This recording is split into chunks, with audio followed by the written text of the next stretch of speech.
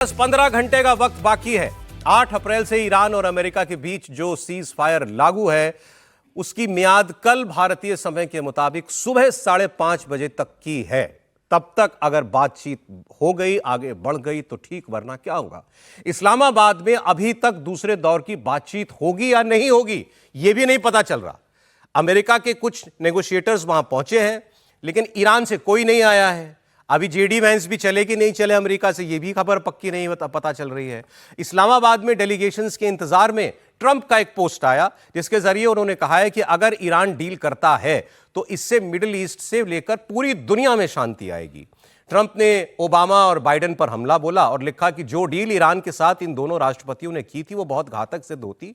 अगर मैंने उसे रद्द न किया होता, वही डील प्रभावी रहती, तो ईरान न्यूक्लियर वेपन्स जरूर बनाता और फिर हमला भी हो सकता था।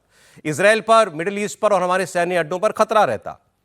बाइडेन और ओबामा ने जो डील की थी वो अमेरिका के लिए भी खतरनाक थी, इसलिए मैंने उसको रद्द कर दिया। अब वो ये कह रहे हैं कि अगर डील कर ले तो दुनिया के लिए अच्छा है, और डील ना करे तो फिर वो कह रहे हैं बम बरसेंगे। साफ साफ कह रहे हैं।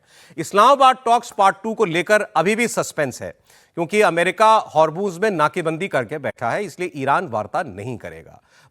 ईरान की पार्लियामेंट के स्पीकर एमबी गालिबाफ, जो वार्ताकार थे, गए थे इस्लामाबाद, इन्होंने एक पोस्ट में कहा है कि ट्रंप ने हॉर्मुज में ब्लॉकेट करके सीज फायर का वायलेशन किया है और वो वार्ता की टेबल को सरेंडर टेबल में बदलना चाहते हैं, लेकिन ईरान किसी भी धमकी से डरने वाला नहीं है।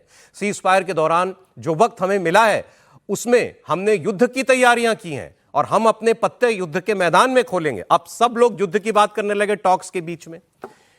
इस बीच इस्लामाबाद तैयार बैठा है, होटल बुक है, मेन्यू फाइनल है, लेकिन नेगोशिएटर है ही नहीं। अमेरिका के कुछ डेलीगेट्स वहां पहुंचे हैं, लेकिन ना वाइस प्रेसिडेंट जेडी वैंस जिन्होंने पिछली बार अमेरिकी डेलीगेशन को लीड किया था, ना वो आए, ना ईरान का कोई नुमाइंदा आया, ना ईरान की तरफ से ये अभी पुख्ता खबर आई कि वो जाएंगे भी टॉक्स में। इस बीच पाकिस्तान में यह चर्चा चल रही है कि अगर अमेरिकी पहुंच गए, अगर अमेरिकी आ गए तो ईरानी भी जरूर आएंगे, लेकिन क्या ईरानियों की कंफर्मेशन के बगैर अमेरिकी चलेंगे? सवाल तो यह है। तो आप ये देखिए, क्योंकि पाकिस्तान मेजबान है तो उसके यहां क्या डिस्कशन चल रही है। कमाल की बात बताई इन्होंने।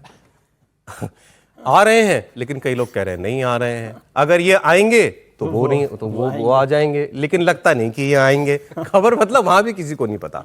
एक्चुअली कई दिनों से ये भी कहा जा रहा है कि जेडी वैंस, उपराष्ट्रपति अमेरिका के, ये दूसरे दौर की वार्ता के लिए इस्लामाबाद पहुंचेंगे। कई ने तो ये भी रिपोर्ट कर दिया कि चल पड़े हैं। कुछ मीडिया हाउसेस ने दावा कर दिया था ऐसा, लेकिन एसोसिएटेड प्रेस ने इस पर एक ऑथेंटिक रिपोर्ट में दावा किया है और कहा है कि सोमवार सुबह, उनकी सोमवार जब सुबह होती है तो हमारी सोमवार की रात होती है, वो कह रहे हैं वो तो व्हाइट हाउस में देखे गए हैं। तो ये कल रात तक हमारे समय के मुताबिक तो व्हाइट हाउस में थे। आप मान लीजिए 12 घंटे पहले तक वो आदमी व्हाइट हाउस में बैठा था, तो कहां निकल गए अभी वो? एपी की ये कह रही है कि वो अभी तक उनकी रवानगी की खबर जो है वो नहीं आई है।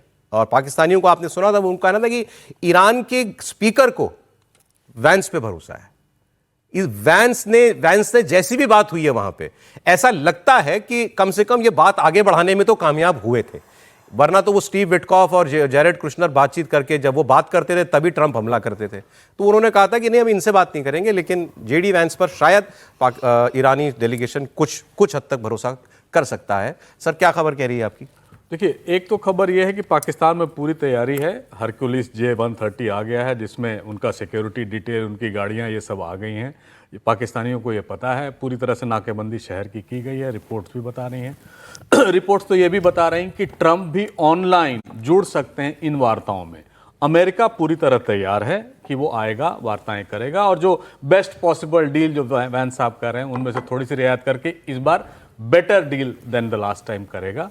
लेकिन इस समय ईरान के भीतर जो चल रहा है वो बड़ा एक कॉन्फ्लिक्टिंग रिपोर्ट्स आ रही है। एक तो हार्डलाइनर्स हैं जो IRGC, इस्लामिक रेवोल्यूशनरी गार्ड को जो है, उनके लोग कह रहे हैं कि हम किसी भी तरह ये हॉर्मुज का इशू ड्रॉप नहीं होने दें, इसको एक ब्लैकमेल की तरह हमेशा यूज करते रहे।